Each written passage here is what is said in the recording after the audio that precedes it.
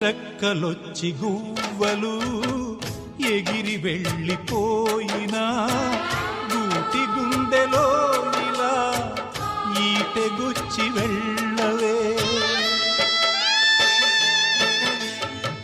ముళ్ళ చెట్టు కొమ్మలైనా ఎంత పైకి వెళ్ళినా తల్లి వేరుపై ఇలా కత్తి దూసి ఉండవే. మీరే తన లోకమని బతికిన సోదరుని సాలే ఇక వెళ్ళమని తరిమిన మిమ్ముగని